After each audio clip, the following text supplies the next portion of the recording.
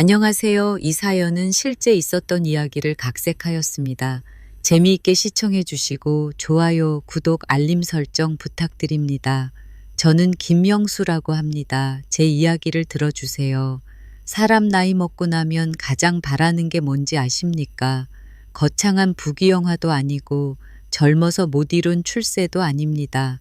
그저 편히 앉아 쉴 의자 하나, 따뜻하게 맞아줄 자식 하나, 이 두 가지만 있어도 노년은 덜 외롭지요.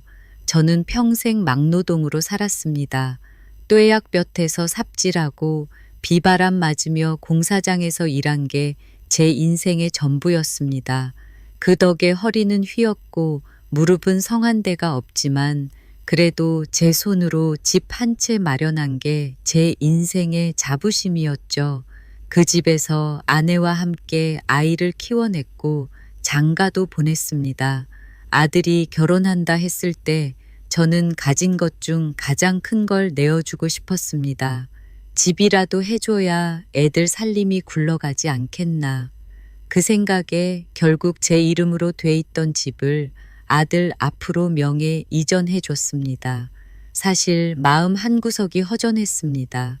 그래도 이 집이 내 손으로 일군 집인데 이제 내 이름은 없어지고 아들 이름만 남는구나. 그런 허탈함이 있었죠. 하지만 아들 얼굴이 환하게 웃고 며느리가 고맙다며 인사하는 걸 보니 괜찮다 싶었습니다. 내 노후는 이제 이 집에서 편히 쉴 수 있겠구나 하고 스스로 위안했지요. 그런데 세상 일이 어디 제 마음 같습니까? 아들네와 함께 살면서 조금씩 이상한 기운이 느껴졌습니다.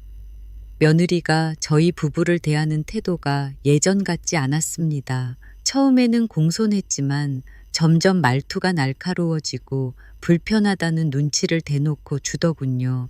아들은 중간에서 무슨 말도 못하고 늘 고개만 숙이고 있었고요. 저는 참고 또 참았습니다. 며느리도 애 낳고 살림하느라 예민하겠지 하고 애써 넘겼죠. 하지만 제 아내는 속으로 눈물을 삼키고 있었습니다. 주방에서 밥하는데 며느리가 들어와서 괜히 한숨을 쉬거나 작은 일에도 짜증을 부리는 걸 아내는 매일같이 견뎌야 했으니까요. 그날도 별다를 것 없는 하루였습니다. 아들과 며느리가 출근하고 난 뒤 아내랑 저는 집안을 치웠습니다. 세탁기도 돌리고 먼지도 닦고 냉장고에 있던 반찬을 꺼내 밥상을 차렸습니다. 점심 먹고 아파트 단지 한 바퀴라도 돌자 하고 소박한 계획을 세우며 둘이 밥을 먹고 있었지요. 국을 서로 덜어주며 대충 끼니를 뜨고 있는데 갑자기 현관문이 덜컥 열렸습니다. 생각보다 일찍 돌아온 며느리였습니다. 무슨 일로 벌써 왔나? 제가 반갑게 묻자 며느리 얼굴이 굳어지더군요. 그 눈빛이 예사롭지 않았습니다. 아니, 이게 뭐예요? 지금 뭐 하는 거예요? 목소리부터가 차갑게 가라앉아 있었습니다. 저는 순간 당황했지요. 그냥 밥 한 끼 먹고 있었지. 너희 없을 때 눈치 보일까봐. 제 말이 끝나기도 전에 며느리는 성큼성큼 다가오더니 밥상을 양손으로 확 밀어 엎어버렸습니다. 쨍그랑 그릇들이 바닥에 나뒹굴며 깨지는 소리가 거실을 가득 메웠습니다. 국물이 사방으로 튀어 방바닥이 엉망이 됐고 제 무릎에도 따끈한 국물이 튀어 화상을 입을 뻔했죠. 아내는 너무 놀라 얼어붙은 채로 국그릇을 붙잡고 있었고 저는 멍하니 며느리 얼굴만 바라봤습니다. 여기가 어디라고 왜 이렇게 마음대로 하세요? 여긴 제 집이에요. 제 집에서 왜 이렇게 멋대로 밥상을 차려요? 당장 나가세요. 그 말이 제 귓속을 망치로 후려치는 듯 했습니다. 내 집, 분명 제 손으로 일군 집이었습니다. 제 땀과 노동으로, 제 청춘으로 만든 집인데 이제는 며느리 입에서 내 집이라 불리고 있더군요. 순간 숨이 턱 막혔습니다. 아무 대꾸도 못하고 멍하니 있는데 아내가 울먹이며 말했습니다. 얘야, 우리가 너희 힘들까봐 집 내주고 같이 사는 건데 그게 그렇게 잘못된 일이니? 하지만 며느리는 눈 하나 깜짝하지 않고 더 큰 소리로 외쳤습니다. 저한테는 시부모님이 여기 있는 게 잘못이에요. 저희 부부가 사는 집에 왜 끼어들어요. 당장 짐 싸서 나가세요. 다시는 못 보게 해주세요. 저는 순간 아들 얼굴을 찾았습니다. 혹시라도 말려주지 않을까, 한마디라도 변명해주지 않을까 기대했죠. 하지만 아들은 현관 옆에 서서 고개만 숙이고 있었습니다. 제 눈을 피하고 한마디도 하지 않았습니다. 그 침묵이 칼처럼 제 가슴을 베어냈습니다. 며느리의 독설보다 아들의 침묵이 더 쓰라렸습니다. 아내는 결국 울음을 터뜨렸습니다. 이렇게까지 하니 마음이 편하냐? 우리가 너희한테 무슨 큰 잘못을 했다고. 하지만 며느리는 돌아서며 한마디만 더 던졌습니다. 부탁인데 다시는 제 눈앞에서 밥 차리지 마세요. 더러운 꼴 보기 싫으니까. 그 말과 함께 현관문이 쾅 하고 닫혔습니다. 우리는 결국 집에서 쫓겨나듯 나왔습니다. 들고 나온 건 옷 몇 벌뿐이었죠. 현관 앞에 서서 집을 한번 돌아봤습니다. 내가 피와 땀으로 일군 집, 평생의 보금자리였던 그곳. 그런데 이제는 우리를 내쫓는 성 같은 벽으로 서 있더군요. 그 순간 제 마음은 완전히 무너졌습니다. 발걸음을 떼기가 힘들었지만 속에서는 불덩이 같은 분노가 치밀어 올랐습니다. 그래, 이게 너희가 원하는 거라면 내가 다시는 기대지도 의지하지도 않겠다. 대신 내가 가진 걸 다 무너뜨려서라도 너희가 2번 다시 내 것을 탐내지 못하게 만들어주마. 그날 저는 마음속 깊이 다짐했습니다. 내 손으로 세운 집, 내 손으로 날려버리자. 그래야만 이 치욕이 풀릴 것 같았거든요. 현관문이 닫히는 소리와 함께 세상과 단절된 기분이 들었다. 마치 내 존재 자체를 부정당한 듯한 허망함에 다리가 풀려 현관 앞에 그대로 주저앉고 싶었지만 아내의 떨리는 손을 잡고 겨우 몸을 일으켰다. 집이라 부르던 곳에서 쫓겨나와 들고 나온 건 옷가지 몇 벌뿐. 그것이 우리가 살아온 세월의 전부처럼 느껴졌다. 아내는 골목을 걷는 내내 흐느꼈다. 여보, 이게 뭐예요? 우리 어디로 가야 해요? 갈 데가 없잖아요. 그 말에 가슴이 미어졌다. 내가 젊을 적 그렇게도 지키려 했던 집이었는데 이제는 자식 손에 넘어가 며느리 입에서 내 집이라 불리는 꼴이 되고 말았다. 나 자신이 그렇게 초라해질 수가 없었다. 친척 집을 찾아갈 수도 있었다. 그러나 내 자존심이 허락하지 않았다. 오죽하면 친척들 입에 오르내릴 게 뻔했다. 그렇게 고생해서 집 한 채 마련했는데 결국 자식 쫓다가 쫓겨났다더라. 뒷말을 듣느니 차라리 허름한 방에서라도 2다리 뻗고 자는 게 낫다고 생각했다. 그리하여 결국 우리는 오래된 다세대 빌라의 반지하 방 하나를 얻었다. 벽지는 군데군데 곰팡이가 피어 있었고 창문은 반쯤 깨져 있었다. 장판은 갈라져 발바닥에 가시처럼 걸렸지만 그것이 우리가 쉴 수 있는 유일한 공간이었다. 아내는 낡은 걸레로 바닥을 닦으며 울음을 삼켰다. 내가 무슨 죄를 지었길래 이 나이에 이런 신세가 된 거예요. 그 말을 들으니 심장이 미어졌다. 하지만 그 순간 속에서 뜨거운 불덩이가 타오르기 시작했다. 그래, 이렇게 당하고만 살 순 없지.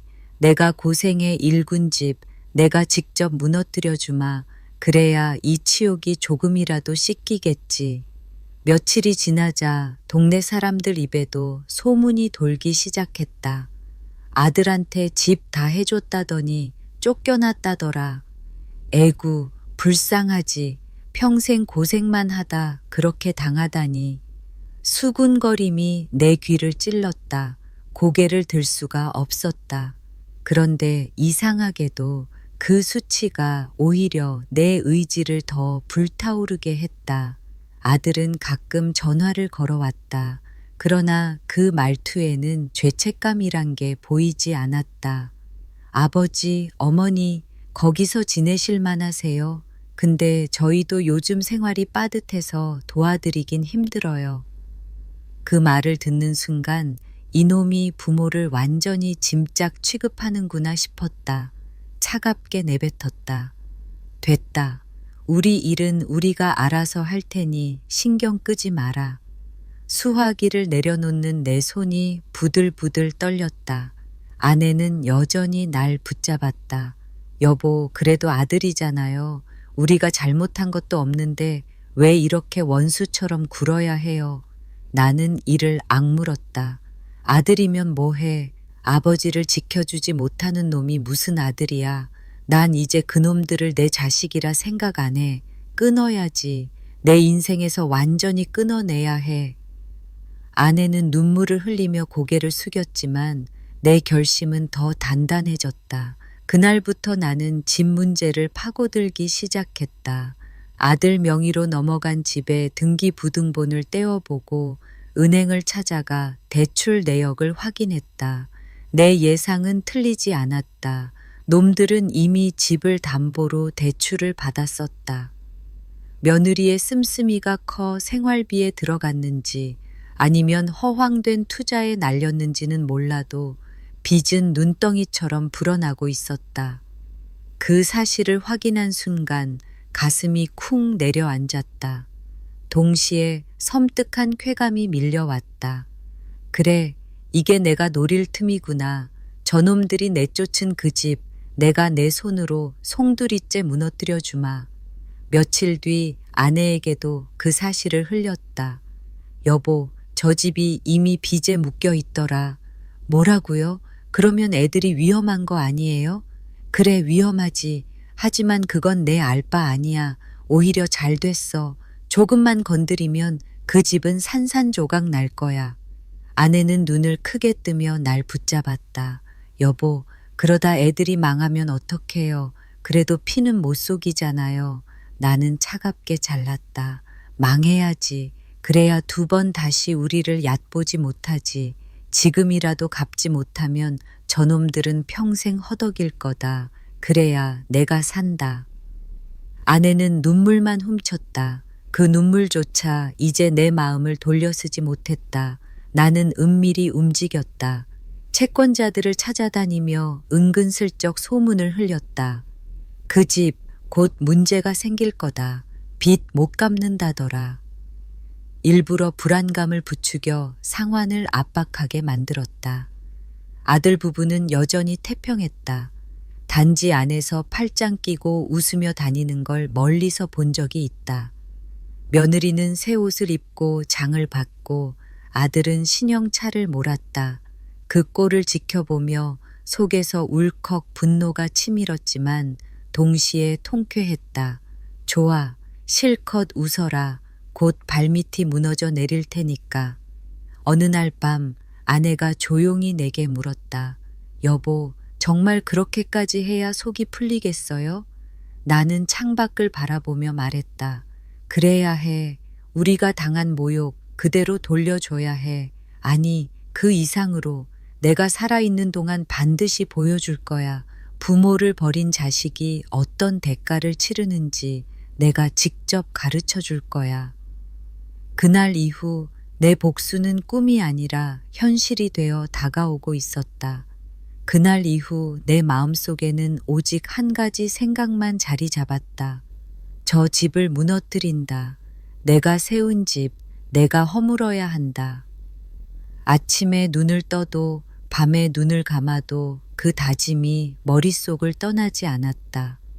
아내는 그런 나를 보며 가끔 불안한 눈길을 보냈지만 나는 이제 멈출 수 없었다. 나는 은행을 들락거리며 아들의 대출 내역을 조금씩 파악했다.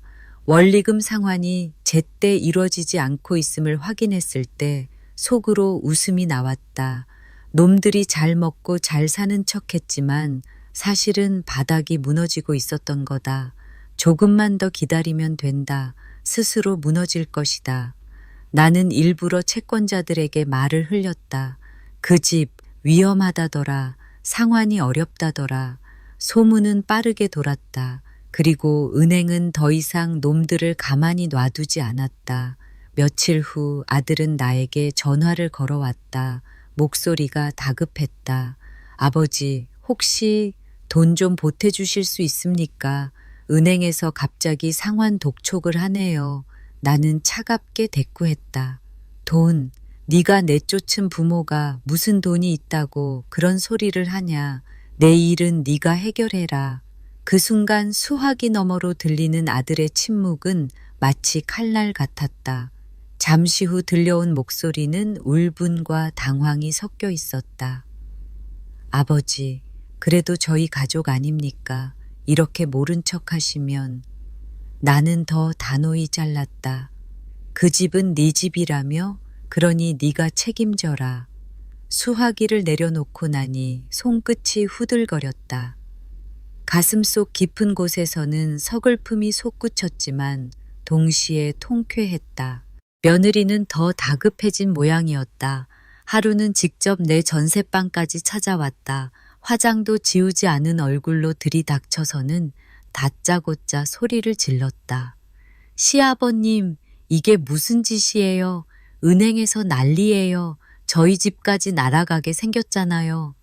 나는 느릿하게 며느리를 바라보며 말했다. 네가 그랬지? 그 집은 네 집이라고. 내가 뭐라 했나? 내 집이라 우겼지 않나. 그야 그렇지만 이건 아니잖아요. 아니긴 뭐가 아니야. 네 집이라며. 네 집은 네가 책임져. 나한테 따질 자격 없어. 그 말에 며느리 얼굴이 새빨개졌다. 결국 문을 쾅 닫고 나가버렸다. 아내는 내 옆에서 고개를 떨군 채 한숨을 내쉬었다. 여보, 너무 매정한 거 아니에요? 나는 고개를 저었다. 매정해야 해. 그래야 우리가 살지. 저것들은 우리가 호의로 내어준 걸 권리라 착각하고 있잖아. 내가 끝장을 보여줄 거야. 그 즈음 은행에서는 본격적으로 경매 절차를 준비하고 있었다. 채권자들도 이제는 돈을 돌려받기 위해 집을 내놓을 태세였다. 나는 그 소식을 들으며 속으로 쾌재를 불렀다. 이제 얼마 남지 않았다. 저놈들이 얼마나 오만했는지 곧 알게 되겠지. 아들은 점점 더 초조해졌다. 다시 전화를 걸어왔을 때 목소리는 거의 애원에 가까웠다. 아버지, 제발 이번 한 번만 도와주시면 다시는 안 그러겠습니다. 며느리도 반성하고 있어요. 제발요. 나는 씁쓸하게 웃으며 대꾸했다. 반성. 그날 우리를 내쫓을 땐 무슨 반성이 있었냐. 이제 와서 무릎 꿇는다고 달라질 게 있겠냐. 수화기 너머에서 들려오는 흐느낌이 차갑게 느껴졌다. 그 울음소리가 한때 내 자식이었음을 상기시켰지만 나는 흔들리지 않았다. 며칠 뒤 나는 아파트 단지 앞을 일부러 지나갔다. 창문 너머로 보이는 며느리의 다급한 얼굴, 아들이 서류를 들고 허둥대는 모습이 눈에 들어왔다. 그 모습을 바라보며 속으로 중얼거렸다. 그래, 저게 너희가 뿌린 씨앗이다. 거둬들여라. 아내는 옆에서 조용히 물었다. 여보, 정말 저 애들이 다 망하는 걸 보셔야 속이 시원하겠어요? 나는 담배를 꺼내 불을 붙이며 대답했다.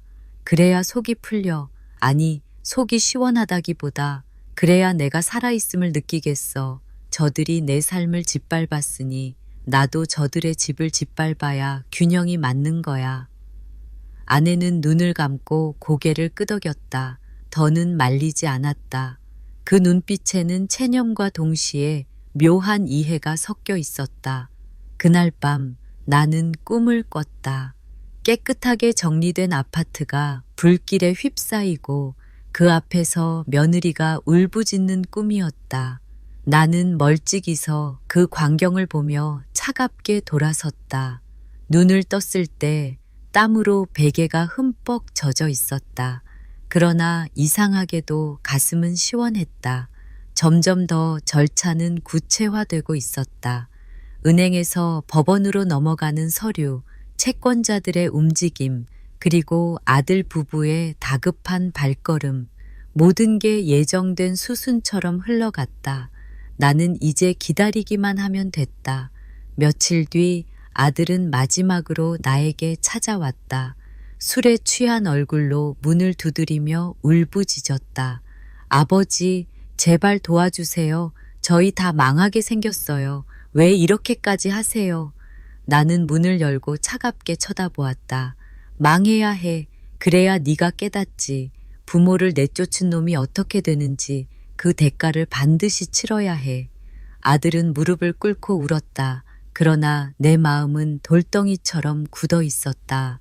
집으로 돌아오는 길, 하늘이 검붉게 물들고 있었다. 나는 하늘을 올려다보며 속으로 다짐했다. 조금만 더다. 곧 모든 게 끝날 거다. 저들이 쌓아 올린 가짜 행복이 무너져 내릴 때 내가 웃을 차례가 온다. 그리고 나는 알고 있었다. 이제 곧 진짜 전쟁이 시작된다는 것을. 법원에서 날아온 서류 한 장이 모든 걸 갈라놓았다. 아들네 집이 공식적으로 경매에 넘어간다는 통지였다. 나는 그 종이를 손에 쥐고 한참 동안 내려다봤다. 오래 눌러 참았던 울분이 서서히 풀려나가듯 가슴 밑바닥에서 뜨거운 기운이 올라왔다. 드디어 때가 왔구나. 며칠 뒤 아들은 몰골이 초췌해진 채 내 전셋방 문을 두드렸다. 퀭한 눈빛, 마른 얼굴. 한때 당당하게 부모를 내쫓던 그 기세는 온데간데 없었다. 아버지, 살려주세요. 은행에서 독촉이 들어오고 집이 경매에 넘어간대요. 우리 이제 길바닥에 앉게 생겼어요. 나는 천천히 아들을 바라보았다. 내 앞에 무릎 꿇고 우는 놈이 과연 내 아들인가 싶을 정도로 낯설었다. 길바닥에 앉게 된 게 뭐 그리 놀라운 일이냐. 네가 우리를 길바닥에 내쫓을 땐 아무렇지도 않았잖아. 아들은 고개를 숙인 채 흐느꼈다. 그땐 제가 잘못했어요. 제가 왜 그랬는지 며느리 눈치에 그때는 제정신이 아니었어요. 아버지, 제발 이번 한 번만 도와주세요. 다시는 안 그러겠습니다. 내 가슴은 무거웠지만 흔들리지는 않았다. 나는 차갑게 대꾸했다. 이미 늦었다. 인생은 되돌릴 수 있는 게 아니다. 네가 선택한 대가를 받아들여라. 며느리도 결국 나타났다. 머리를 질끈 묶고 눈가는 벌겋게 부어 있었다. 그러나 그 눈빛에는 여전히 도끼가 서려 있었다. 시아버님, 아무리 그래도 그렇지 이렇게까지 하실 필요가 있어요. 우리 망하면 아버님 얼굴에 뭐가 남겠어요. 자식 망하는 꼴을 보시고 좋습니까? 나는 그 말에 피식 웃었다. 좋다. 아주 속이 시원하다. 그날 네가 밥상을 엎으며 했던 말 기억하지? 여긴 내 집이니 당장 나가라. 그 집이 이제 곧 내 손에서 완전히 사라진다. 그게 인과야. 내가 굳이 나서지 않아도 세상이 알아서 벌을 내려주는 거다. 며느리 얼굴이 굳어졌다. 그리고는 아들을 향해 날카롭게 외쳤다. 당신이 사람 구실만 했어도 이 지경은 안 됐어. 다 당신 때문이야. 아들은 고개를 떨군 채 아무 말도 하지 못했다. 며칠 뒤 법원에서 경매가 진행됐다. 나는 일부러 그 자리에 갔다. 법정 안, 사람들 틈에 숨어 앉아 아들 부부를 지켜봤다. 그들의 얼굴은 창백했고 눈동자는 허공만 헤맸다. 집값은 순식간에 호가가 오르내렸다. 결국 낯선 이에게 낙찰되는 순간 며느리는 자리에서 비틀거리며 주저앉았다. 아들은 두 손으로 얼굴을 감싼 채 흐느꼈다. 나는 속으로 중얼거렸다. 그래, 이게 바로 내가 원하던 장면이다. 내 손으로 일군 집을 네가 빼앗았지. 그래서 내가 다시 내 손에서 빼앗아 왔다. 집을 잃고 난 후 아들 부부의 삶은 급격히 무너졌다. 며느리는 친정으로 돌아가겠다며 짐을 싸들고 떠났다. 아들은 술집을 전전하며 신세를 한탄했다. 아버지가 왜 이렇게까지 하셨는지 모르겠다. 나는 멀리서 그 모습을 바라보며 냉정히 생각했다. 왜 했냐고. 네가 내 아내 앞에서 밥상을 엎고 내 존재를 짓밟았으니까 부모를 모욕한 죗값은 반드시 받아야 했다. 아내는 그런 내 모습을 보며 가끔 눈시울을 붉혔다. 여보, 이제 됐잖아요. 우리도 속은 상했지만 그래도 애들인데. 나는 고개를 저으며 단호히 말했다. 아니, 아직 끝나지 않았어. 저놈들이 진짜 무슨 잘못을 했는지 뼈저리게 깨닫게 해야 해. 그날 밤 나는 변호사 사무실을 찾았다. 유언장을 작성하고 싶습니다. 변호사가 고개를 끄덕이며 물었다. 어떻게 남기고 싶으십니까? 나는 잠시 숨을 고른 뒤 입을 열었다. 혹시라도 내가 가진 게 남아있다면 단 한 푼도 아들 부부에겐 가지 않게 해주십시오. 그들에게는 내 이름, 내 그림자조차 남기고 싶지 않습니다. 변호사는 놀란 눈치였지만 곧 고개를 끄덕이며 메모를 적었다. 며칠 후 아들이 술에 절어 내 전셋방 문을 두드렸다. 아버지, 저 이제 아무것도 없어요. 집도 아내도 다 떠나갔습니다. 제발 저 좀 받아주세요. 그 울부짖음에 아내는 문을 열고 싶어 했지만 나는 막아섰다. 들어오지 마라. 이제 와서 무슨 낯짝으로 찾아왔냐. 부모가 필요할 땐 내쫓고 제 집 망하니 다시 찾아오냐. 그게 무슨 자식이야. 문틈 사이로 아들의 흐느낌이 들려왔다. 하지만 내 눈에는 눈물 한 방울 맺히지 않았다. 오히려 차갑게 식어가는 분노만이 남아 있었다. 나는 창문을 열어 밤하늘을 올려다봤다. 별빛이 희미하게 반짝였다. 그래, 이제 시작일 뿐이다. 집을 빼앗긴 게 끝이 아니다. 네가 진정으로 무너졌다는 걸 깨닫게 될 때까지 나는 절대 멈추지 않을 것이다. 그 다짐을 되새기며 창문을 닫았다. 차가운 바람이 방 안으로 스며들었다. 그러나 내 가슴은 오히려 뜨겁게 불타오르고 있었다. 집이 경매로 넘어가고 나서도 나는 이상하게도 마음이 편치 않았다. 분명 바라던 일이었는데도 한쪽 가슴은 허전하고 싸늘했다. 하지만 그 허전함이 연민에서 비롯된 건 아니었다. 오히려 이제 겨우 시작이다 하는 공허한 갈증 같았다. 아들 부부가 완전히 무너지는 걸 눈으로 직접 확인해야 비로소 끝낼 수 있을 것 같았다. 경매 낙찰 후 며칠 동안 아들은 갈 곳을 잃고 술집을 떠돌았다. 술에 절어 전셋방 문 앞을 찾아와서는 흐느꼈다. 아버지, 어머니, 저 좀 받아주세요. 갈 데가 없어요. 며느리도 떠나버리고 저 혼자 남았어요. 그 목소리를 들은 아내는 문고리에 손을 얹었다. 그러나 내가 그 손을 붙잡았다. 열지 마. 저놈은 이제 우리가 아들로 받아줄 수 있는 선을 넘어섰어.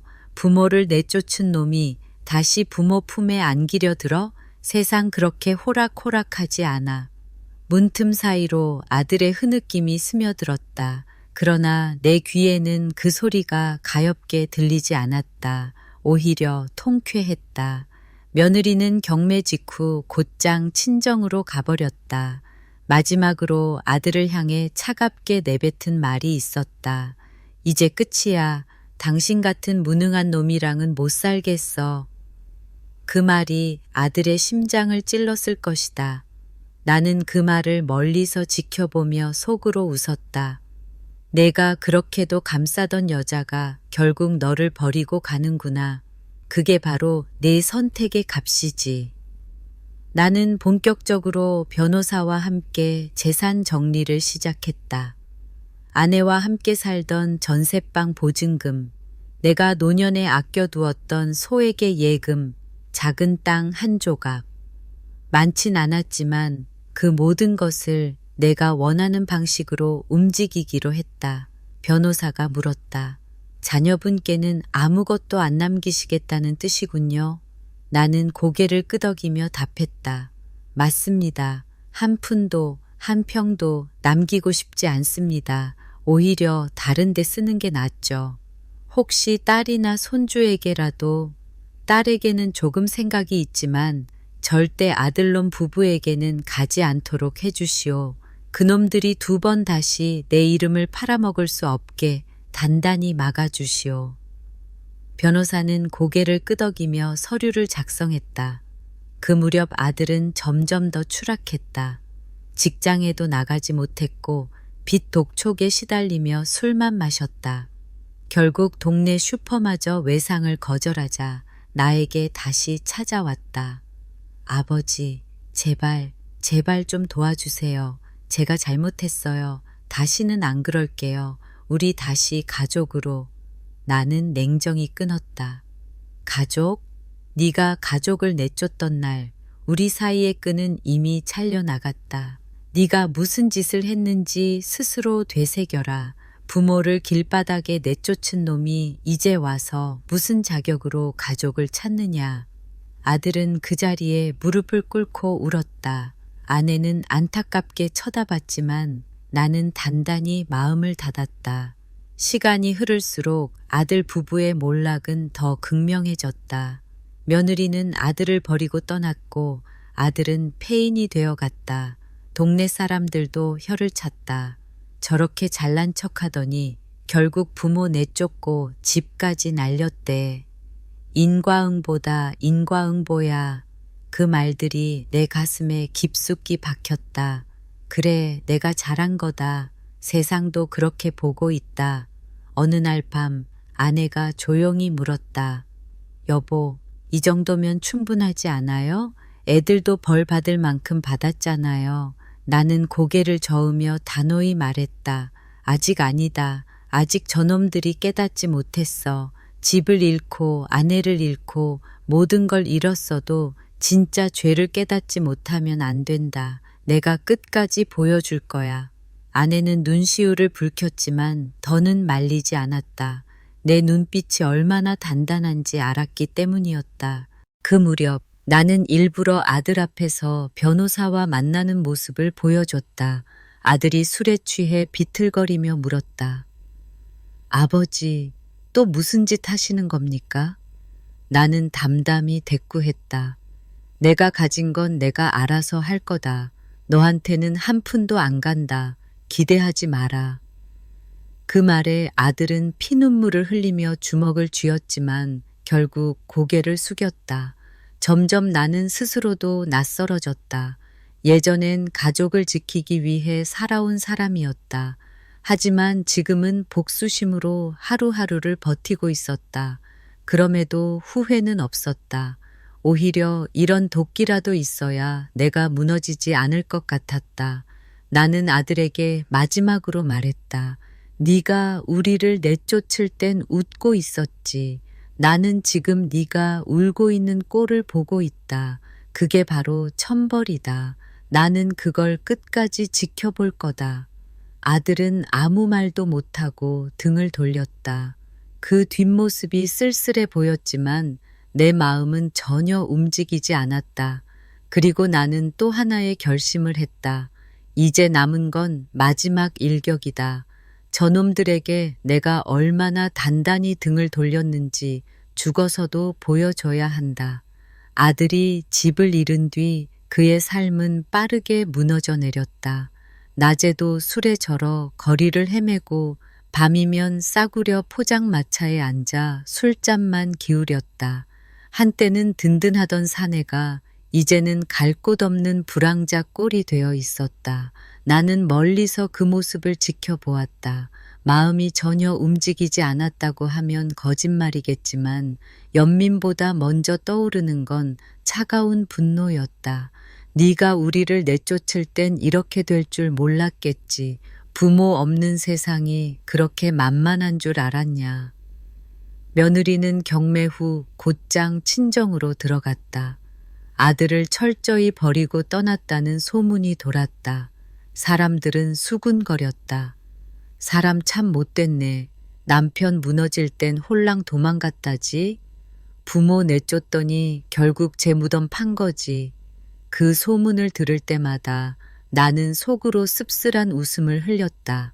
며느리가 나를 향해 밥상을 엎던 그날의 오만한 눈빛이 아직도 생생했는데 그 여자가 이제는 세상에 손가락질을 받고 있다니 인과응보가 이런 게 아닐까.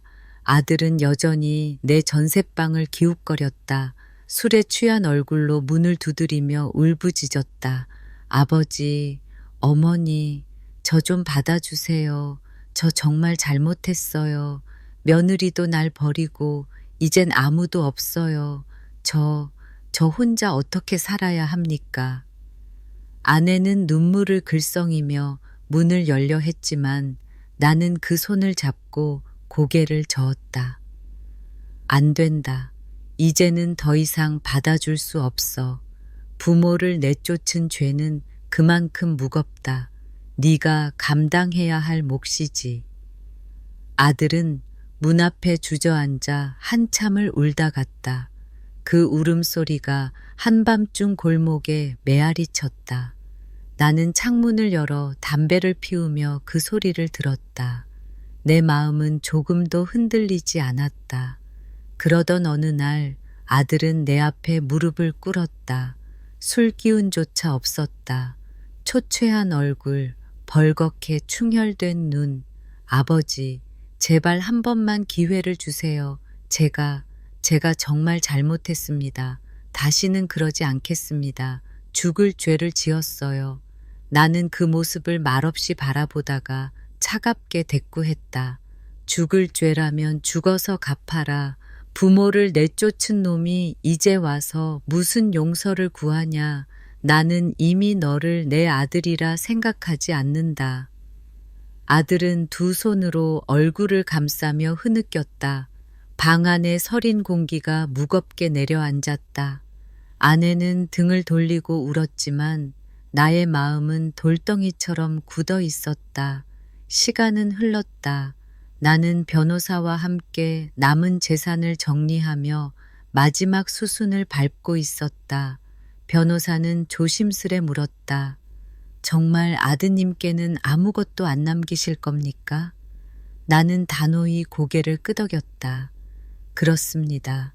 내 죽음 이후에도 그놈들에게 한 푼도 가지 않게 해주시오. 오히려 더 철저하게 막아야 합니다. 변호사는 한숨을 쉬며 고개를 끄덕였다. 나는 점점 더 냉정해졌다. 어느 날은 시장 골목을 걷다. 아들이 술에 취해 비틀거리며 구걸하는 꼴을 보았다. 아버지, 제발. 그 떨리는 목소리를 들으며 나는 눈길조차 주지 않고 지나쳤다. 사람들은 수군거렸다. 저거 김영수 씨 아들 아니야? 저렇게 망했구먼. 부모 내쫓았다더니 결국 저 모양이지 뭐. 나는 그 말이 달콤하게 느껴졌다. 세상이 알아서 벌을 내려주고 있었다. 밤이 되면 나는 창문 앞에 앉아 지난 날을 곱씹었다. 밥상을 엎으며 내 존재를 짓밟던 며느리의 목소리, 그 곁에서 아무 말 못하고 고개 숙이던 아들의 얼굴. 그날 이후 나는 더 이상 같은 사람이 아니었다. 그래, 여기서 멈추면 안 된다. 아직 마지막이 남았다. 내가 세상을 떠난 뒤에도 놈들에게 다시 기회가 있어선 안 된다. 완벽하게 끊어내야 한다. 나는 점점 더 단단히 결심했다. 유언장을 확실히 써야 했다. 아들 부부에게는 철저히 남기지 않고 내게 고개 숙이고 효를 다했던 작은 손주에게 혹은 사회에 뜻깊게 남겨야 했다. 며칠 후 아들은 마지막 희망이라도 붙잡듯 다시 찾아왔다. 술도 끄는 듯 했지만 눈빛은 절망으로 가득했다. 아버지, 저 이제 정말 갈 곳이 없습니다. 죽을까 생각도 했습니다. 근데 그래도 아버지 얼굴이 자꾸 떠올라서 제발 마지막으로 기회를 주세요. 다시 시작할 수 있게 조금만 조금만 도와주세요. 나는 그 말에 웃음을 흘렸다. 마지막 기회, 네가 우리를 내쫓던 날 내 기회는 이미 끝났다. 다시 시작할 수 있는 길은 없다. 내 인생은 네 손으로 망가뜨린 거다. 아들은 무너진 얼굴로 바닥에 주저앉았다. 그 모습을 보며 나는 속으로 되뇌었다. 이제 곧 끝이다. 마지막 칼날이 준비되고 있다. 내가 죽은 뒤에도 너는 절대 내 이름을 팔아 한 푼도 가져가지 못하리라. 그날 밤 나는 변호사 사무실에서 최종 서류에 도장을 찍었다. 굵은 도장이 찍히는 순간 마치 내 복수의 장막이 완성되는 것 같았다. 그리고 속으로 다짐했다. 이제 곧 네가 진짜 절망이 뭔지 알게 될 거다. 아들의 몰락은 끝이 없었다. 집을 잃고 아내에게 버림받고 일자리마저 잃은 그는 결국 거리의 그림자처럼 변해갔다. 나는 멀리서 그를 바라보았다. 낯선 남자 같았다. 한때는 내 피와 살이라 여겼던 아들이었지만 이제는 그저 스스로를 갉아먹는 폐허 같았다. 어느 날 그는 동네 시장 어귀에 서 있었다. 술에 취해 비틀거리며 행인들에게 손을 내밀었다. 이만 원만 밥 좀 먹게. 사람들은 외면했고 어떤 이는 수군거렸다. 저 사람 김영수 씨 아들이잖아. 한때 잘 나가더니 결국 저 꼴이네. 그 말이 내 귀에 들어왔을 때 나는 담담히 중얼거렸다. 그래, 저게 천벌이다. 밤이 되면 아들은 여전히 내 전셋방을 기웃거렸다. 문 앞에 주저앉아 흐느끼는 소리가 들려왔다. 아버지, 저 좀 받아주세요.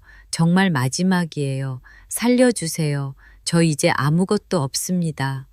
아내는 그 소리에 가슴이 미어져서 눈물을 흘렸다. 여보, 이대로 두면 저 애 죽을 것 같아요. 그러나 나는 고개를 저었다. 죽어도 어쩔 수 없다. 저놈은 이미 자식이 아니다. 우리를 내쫓던 그날 그 끈은 끊겼다. 아내는 입술을 깨물며 등을 돌렸지만 눈물은 멈추지 않았다. 그 눈물을 보며 나조차 잠시 흔들릴 뻔했다. 그러나 마음속에서 분노가 다시 치밀어 올랐다. 아니, 흔들리면 안 돼. 지금까지 버틴 게 무엇인데 여기서 물러나면 모든 게 무너진다. 며느리는 여전히 나타나지 않았다. 소문에 의하면 친정에서 새 삶을 시작했다고 했다. 이미 아들을 완전히 버린 것이었다. 나는 그 소식을 듣고 피식 웃었다. 네가 그렇게 감싸던 여자가 결국 널 버렸구나. 그래, 그게 네 업보다. 아들은 그 사실을 알자 더 깊이 무너졌다. 술에 절어 길바닥에 쓰러져 있는 걸 사람들이 발견하기도 했다. 때로는 경찰이 연락해 왔다. 아버님, 아드님이 길에서 소란을 피우다 쓰러지셔서 보호 중입니다. 그러면 나는 단호하게 대답했다. 나는 그놈과 상관없습니다. 알아서 처리하세요. 경찰은 잠시 당황하다가 수화기를 끊었지만 나는 눈 하나 깜짝하지 않았다. 내 마음 한구석에는 늘 질문이 있었다. 내가 너무한 걸까? 아버지라면 마지막까지 품어야 하는 게 맞는 걸까?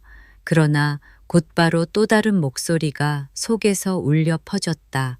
아니, 그날 며느리가 밥상을 엎던 순간을 잊었냐.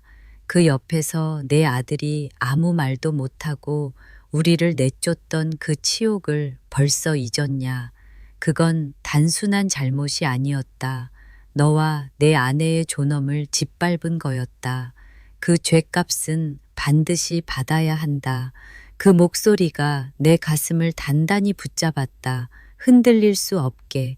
그러던 어느 날 밤 아들은 술도 끊은 듯 비교적 또렷한 눈빛으로 내 앞에 섰다. 초라한 차림, 그러나 절박함이 가득했다. 아버지, 저 이제 마지막입니다. 제발 용서해 주시면 저 다시 일어나 보겠습니다. 정말 다시는 안 그럴게요. 저 다시 아버지 아들로 살고 싶습니다. 나는 그 눈빛을 똑바로 바라봤다. 잠시 침묵이 흘렀다. 아내는 내 곁에서 손을 움켜쥐고 있었다. 그러나 나는 고개를 저었다. 늦었다. 네가 우리를 내쫓던 그날 넌 이미 아들이 아니었다. 이제 와서 무슨 소용이 있겠냐. 아들의 눈에서 눈물이 흘러내렸다. 그는 무릎을 꿇고 머리를 바닥에 박았다. 방 안의 공기가 무겁게 내려앉았다. 나는 돌아서서 창밖을 내다봤다. 달빛이 싸늘하게 비쳤다. 아내가 조용히 물었다. 여보, 정말 끝까지 이렇게 할 겁니까? 나는 담담히 대답했다. 그래야 해. 그래야 놈이 진짜 깨닫는다. 우리가 당한 치욕, 그걸 갚지 않고는 눈을 감을 수 없어. 아내는 한숨을 내쉬며 고개를 숙였다. 그날 이후 나는 마지막 수순을 준비하기 시작했다. 변호사와 만나 유언장을 최종 정리했다. 내가 가진 모든 재산 단 한 푼도 아들놈에게는 가지 않게 해주시오. 오히려 손주에게나 사회에 쓰이게 하시오. 그리고 그 내용은 공개적으로 알려주시오. 놈들이 알게 해야 한다. 아버지가 죽어서도 그들을 철저히 끊어냈다는 걸. 변호사는 놀란 눈빛이었지만 곧 묵묵히 고개를 끄덕이며 서류를 작성했다. 나는 이제 알았다. 내 복수는 단순히 집을 날려버리는 게 끝이 아니었다. 내가 세상을 떠난 뒤에도 그들의 가슴에 깊은 상처로 남게 해야 했다. 그 상처가 평생을 따라다니며 그들을 괴롭히도록 아들을 다시는 보지 않아도 그 울음소리는 내 귓가에 맴돌았다. 그러나 나는 눈을 감으며 속으로 되뇌었다.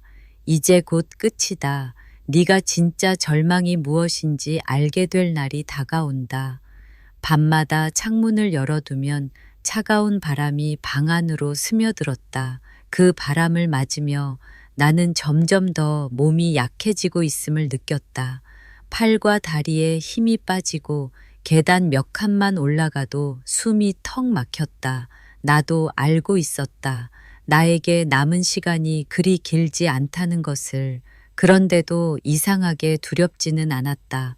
오히려 홀가분했다.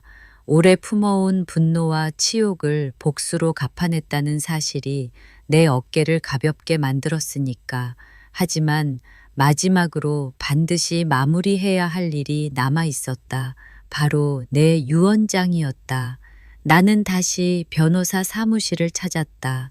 책장에 빼곡히 꽂힌 법률 서적, 묵직한 서류 더미 사이에서 변호사가 내 앞에 앉았다. 마지막으로 확인하시겠습니까? 나는 고개를 끄덕였다. 확인해야지. 내 죽음 뒤에라도 저놈들에게는 단 한 푼도 가지 않게 해야 하니까. 변호사는 차분히 서류를 내밀었다. 그 안에는 내 뜻이 또렷하게 새겨져 있었다. 남은 예금 전액은 지역 장학재단에 기부, 작은 땅은 효를 다한 딸에게 상속, 아들과 며느리, 그리고 그들의 직계 후손에게는 어떤 형태로도 상속 불가. 굵은 도장이 찍히는 순간 내 심장이 세차게 뛰었다. 마치 내 복수가 완성되는 듯한 짜릿한 쾌감이 온몸을 휘감았다. 집으로 돌아오니 아내가 내 얼굴을 바라보며 불안한 눈빛을 보냈다. 여보, 이제 정말 다 끝낸 거예요? 나는 미소를 지으며 대답했다. 그래, 이젠 끝났다. 내가 죽은 뒤에도 저놈들이 내 이름을 팔아먹을 일은 절대 없을 거다. 아내는 고개를 끄덕였지만 눈가에는 눈물이 고였다. 며칠 뒤 아들이 다시 내 앞에 나타났다.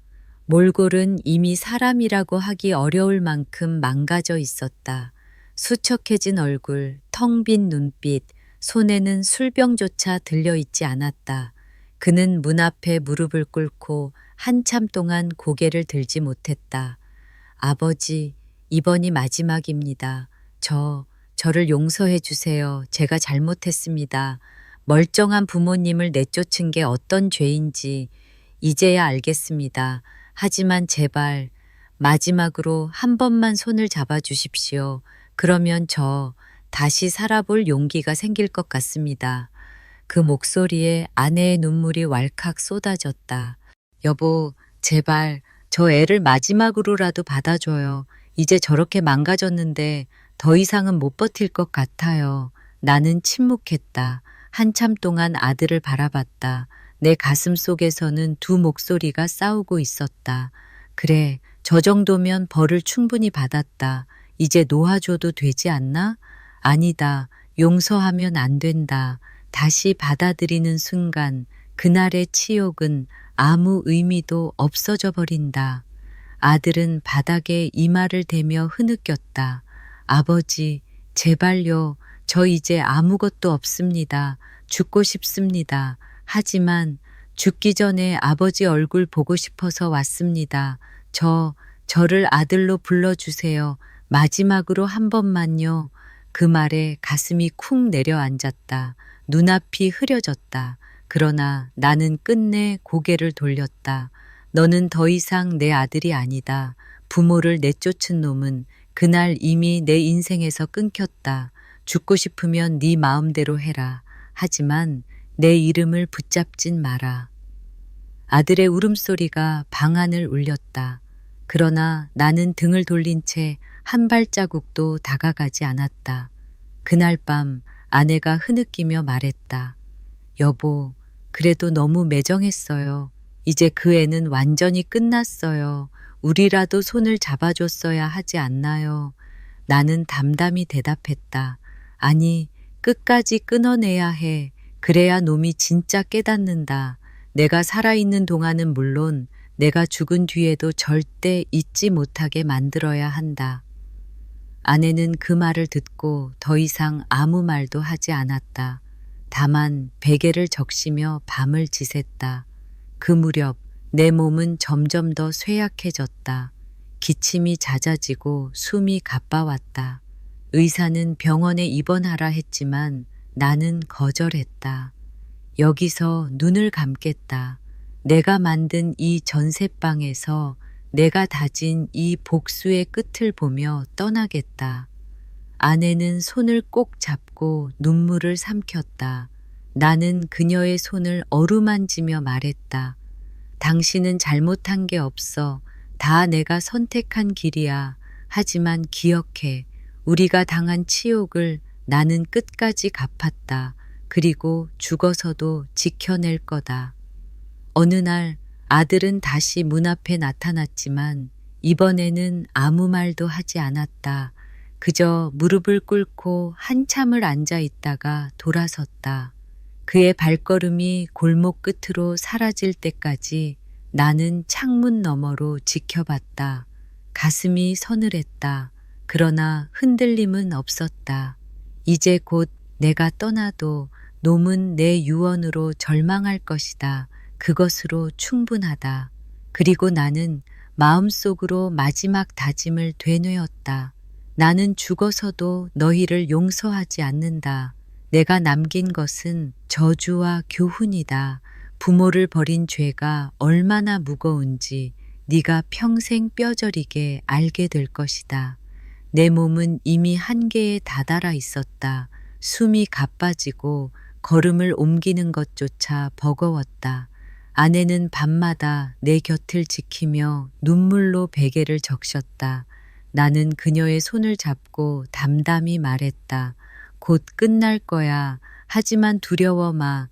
내 뜻은 다 정리했어. 내가 죽은 뒤에도 그놈들이 내 이름으로 단 한 푼도, 단 한 뼘도 가져가지 못하게 해놨다. 아내는 고개를 끄덕이며 흐느꼈다. 여보, 그 마음 하나로 평생 버티셨네요. 그리고 어느 겨울 새벽 나는 조용히 눈을 감았다.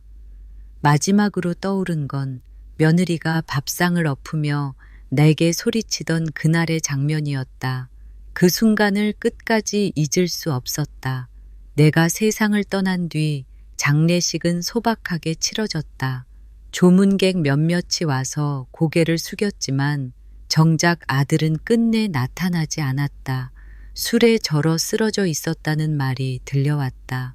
아내는 흐느꼈지만 나는 이미 저 멀리에서 담담히 지켜보고 있는 듯한 기분이었다. 며칠 뒤 변호사 사무실에서 내 유언장이 공개되었다. 차갑게 정리된 서류가 탁자 위에 놓였고 그 자리에 아들과 며느리도 불려왔다. 변호사가 차분히 읽어 내려갔다. 고인 김명수 씨의 유언에 따라 남은 예금 전액은 지역 장학재단에 기부합니다. 소유한 작은 땅은 딸 김영희 씨에게 상속합니다. 그리고 아들 김민수와 배우자 그 직계 후손에게는 일체의 재산을 상속하지 않습니다. 이는 고인의 확고한 뜻임을 밝힙니다. 순간 방 안은 얼어붙었다. 아들의 얼굴이 창백해졌다. 두 손으로 머리를 움켜쥐며 부르르 떨었다. 아버지, 이럴 수가, 이렇게까지 절 끊으셨단 말입니까? 며느리는 믿을 수 없다는 듯 비명을 질렀다. 뭐라고요? 우리한텐 한 푼도 안 남긴다고요? 어떻게 이런 짓을... 변호사는 단호히 덧붙였다. 고인께서는 생전에 여러 차례 말씀하셨습니다. 부모를 내쫓은 자식에게는 아무것도 남기지 않겠다. 이건 고인의 의지였고 법적으로도 완벽히 유효합니다. 아들은 자리에서 주저앉았다. 눈물과 콧물이 뒤섞인 얼굴로 중얼거렸다. 내가 뭘 한 거지? 왜 그날 아버지를 막지 못했을까? 며느리는 절망에 찬 눈빛으로 아들을 노려봤다. 당신 때문이야. 당신이 그날 말 한마디만 했어도 이런 일은 없었잖아. 내 인생을 다 망쳐놓고 이제 와서 울어? 아들은 아무 대꾸도 하지 못했다. 그저 흐느끼며 바닥을 내리쳤다. 나는 그 광경을 하늘에서 지켜보는 듯한 기분이었다. 그래, 이제야 깨닫는구나. 네가 저질렀던 죄가 어떤 대가를 불러왔는지. 하지만 늦었다. 이미 모든 건 끝났다. 장례가 끝난 뒤에도 아들은 무너진 채로 남았다. 마을 사람들은 수군거렸다. 부모 내쫓고 재산 다 날린 놈이 무슨 꼴인지 봐라. 저게 인생이다. 부모에게 한 짓은 결국 자식이 갚는다더니 똑같이 당하는 거지. 그 말들은 아들의 가슴을 깊이 파고들었다. 그는 술에 기대어 하루하루를 버티며 후회의 눈물을 흘렸다. 아내는 어느 날 창문 너머 하늘을 바라보며 중얼거렸다. 여보, 당신 뜻대로 다 됐어요. 애들은 결국 벌을 받았고 당신은 끝까지 지켜냈네요. 하지만 마음 한구석은 참 허전합니다. 그 목소리가 바람을 타고 멀리 퍼져갔다. 나는 저 너머에서 그 소리를 들은 듯 잔잔한 웃음을 지었다. 나는 마지막까지 증명하고 싶었다. 자식이라 해서 다 같은 자식이 아니며 부모를 내쫓는 순간 그 인연은 끊어지는 것임을, 욕심과 배신으로 얼룩진 자식은 결국 자기 무덤을 판다는 것을, 그리고 이제 남은 건 차가운 교훈이었다. 부모를 내친 자식은 결국 세상에게 내쳐진다.